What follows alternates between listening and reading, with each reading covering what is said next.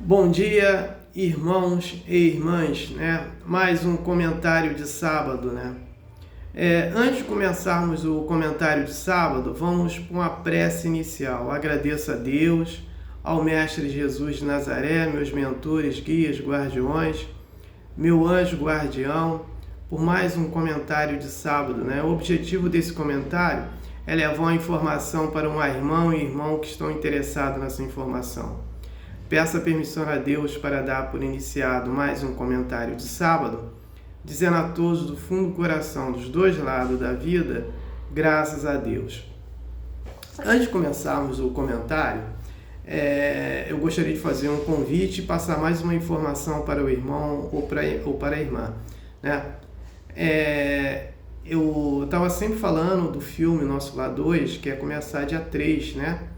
De setembro, mas aí o diretor do filme achou melhor só fazer a estreia do filme a partir do dia 25 de janeiro de 2024. Então o convite está aí para janeiro de 2024, dia 25 de janeiro. Né? Então, o irmão ou a irmã que na sua cidade não tiver cinema, procure uma cidade mais próxima, né?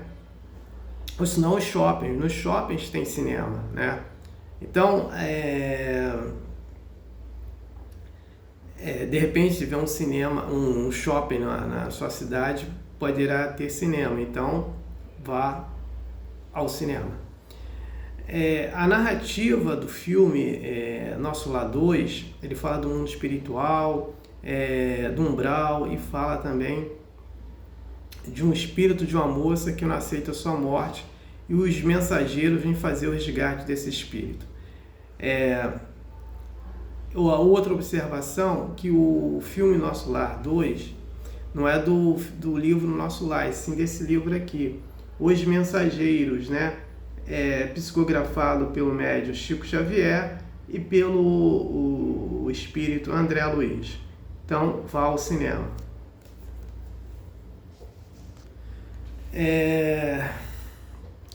O tema de hoje são os mansos e pacíficos, né?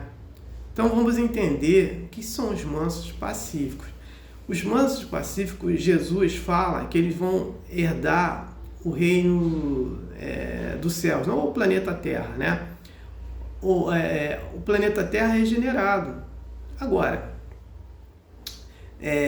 não vai ter mansos e pacíficos as pessoas aí fazendo as coisas erradas, né?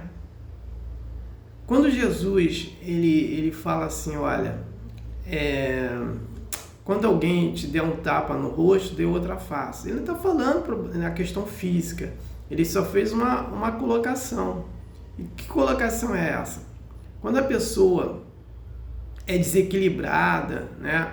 A pessoa que só vive com palavrões, gritando, e ela vai te ofender, você não precisa ir trazer palavras com ofensas para ela também. Não é para fazer isso. Então, quando dá outra face, a pessoa fica quieta, fazer prece para essa pessoa, né? Porque ela está precisando de prece, né? Uma pessoa desequilibrada precisa de prece, não precisa de que nós façamos indo do mesmo jeito que ela trata as outras pessoas, né? Então, é nesse contexto, em relação aos mansos e pacíficos, né? Então, quando Jesus ele fala, quando alguém te bater numa face, dê outra face. Mas não é essa forma agressiva, né? Não é nesse contexto, né? E para ser mansos e pacíficos, nós temos também que fazer a resignação, né? O que é resignação? Vamos aqui diferenciar o que seja um céu, o que seja inferno, né? O céu, ele não existe, como o inferno, não existe um estado físico, que ali seja o céu e aqui seja o inferno, né? O céu e o inferno está na nossa consciência, né? A consciência equilibrada, vamos botar assim, que se fosse o céu, né? Onde as pessoas fazem as coisas corretas, Seria esses mansos e pacíficos.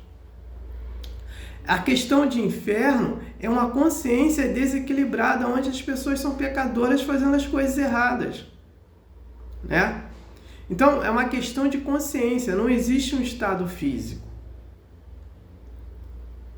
O Humberto de Campos, ele traz uma informação, o seguinte, uma mãe, tinha um filho, né? E esse filho era muito materialista. Esse filho, ele só pensava em trabalho, só ganhar dinheiro, isso era só dinheiro na vida dele.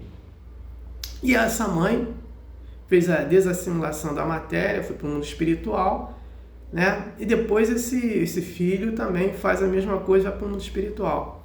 Só que ele vai para aí é questão de consciência, só que ele vai para um local de baixa vibração. E que ele não conseguia ficar com a cabeça em pé, a cabeça dele ficava deitada e grande. Por quê? Por causa da consciência dele de só pensar em dinheiro. Só pensar em dinheiro, ele fazia as coisas enroladas como advogado, só pensava em dinheiro. A consciência dele chegou àquele nível. Aí o que acontece? Então, essa mãe, esse espírito dessa mãe, chamou os outros espíritos para ver se poderia ajudá-lo. E os outros espíritos falavam que não, que ele não teria mais jeito, só através das encarnações. Então ele ia nascer com essas cabeças grandes, como tem essas pessoas que têm a cabeça grande, por causa disso, né? Então é a consciência, né? Não existe um estado físico, existe um estado de consciência. Uma consciência equilibrada é uma consciência desequilibrada. Uma consciência equilibrada seria o céu. Uma consciência desequilibrada seria o inferno, né? Então, tudo é uma questão de consciência. Nesse contexto que Jesus nos fala, né? Bem-aventurados os mansos e pacíficos, porque eles herdarão o planeta Terra de regeneração, né? Então, para eu herdar esse planeta, tem que ser manso, pacífico e procurar fazer as coisas corretas, né? Não ficar aí deixando de fazer as coisas que não são corretas. Outro fato também que é importante é sobre as caridades, né? As pessoas acham que só fazer caridade é fazer para está ajudando a sua mãe, seu pai, seu filho, sua filha, sua irmã, seu irmão. Não. É caridade? É. Mas nós vivemos num planeta que a família é uma família humana, não é uma família só de eu e meu pai, minha mãe, meu irmão, minha esposa, ou a quem tem marido, né? Ou filhos e filhas, não é isso. Existe um vizinho do lado que tem seus problemas, que nós temos que pensar neles também. Existe um morador de rua que nós temos que pensar nele também. Existem pessoas internadas nos hospitais com vários tipos de enfermidades. Existem pessoas prisioneiras, né? Então, a nossa visão, existem pessoas morando na rua aí, passando frio, né? Então, se nós sentimos frio dentro dos nossos lares, imagine quem mora na rua, né? Então, a caridade não é só pensar em uma pessoa só, é a gente descentralizar esse conceito de família e pensar no próximo, porque a família é a família humana, né? Não é só de pai, mãe, filho, filha, não, são das outras pessoas necessitadas que nós temos que ajudar. E essas pessoas necessitadas são pessoas errantes que erraram no passado e agora estão resgatando os seus erros. Então, e se sirva também de exemplos para a gente também, de não cair no mesmo erro, de ficar praticando coisas erradas, porque depois nós iremos resgatar, né? Porque o que são os mandamentos? Os mandamentos são caminhadas, né? Então, quando Jesus nos convida, cada um pega a sua cruz e me siga, cada um vai ter que seguir nessa caminhada que são os mandamentos. Os mandamentos de Jesus são mandamentos certos, mandamentos equilibrados, né? E não adianta eu querer seguir a caminhada de Jesus com a minha cruz, que já é pesada, e tentar ficar no mesmo erro, não querer sair da porta larga e ficar na porta estreita, né? Então eu não consigo fazer isso, e eu vou ter problemas, né? E problemas sérios, porque eu não quero mudar, eu não quero renunciar uma coisa que eu deveria renunciar. Então os mansos e pacíficos são esses, né? Que estão procurando se esforçar a cada dia para melhorar, e melhoraram, né? Nesse contexto. Então, por isso que Jesus traz essa parábola: bem-aventurados os mansos e pacíficos. Então, eu não tenho mais nada para falar sobre o texto, sobre esse tema. Na semana que vem, eu vou falar sobre a renúncia, né? Então, vamos entender aqui, na parábola, né, do Mestre Jesus de Nazaré, amar o próximo como a si mesmo, né? Jesus, quando ele fala, ele nos apresenta a Deus como um Deus de amor, porque o Deus de Moisés era um Deus vingativo, né, que ele é trazido para a gente. Então, Jesus, né, ele nos traz o quê? Um Deus de amor. Ele que nos apresenta esse Deus de amor. Então, Jesus nos apresenta esse Deus de amor. Então, ele fala que nós temos 2 mandamentos. Quando um fariseu pergunta para ele qual os 2 maiores, qual o maior mandamento, ele responde a esse fariseu: nós temos 2 mandamentos. O primeiro mandamento é amar a Deus, né, no fundo da nossa alma. E o segundo mandamento é amar o próximo como a si mesmo. Só que essa colocação de amar o próximo como a si mesmo é trazido de um fariseu, né? Essa expressão. Então, Jesus, ele nos coloca essa expressão de amar o próximo como a si mesmo, né? Mas como é que eu vou amar o próximo como a si mesmo se eu não renuncio dos meus erros? Eu não posso amar o próximo, nem próximo amar uma família, porque uma pessoa que é grosseira, uma pessoa que faz coisa errada, uma pessoa que é corrupta, como é que ela vai amar? Porque se ela não se ama, né? Então, nós temos que renunciar, né, aos nossos erros. Quer ver um exemplo?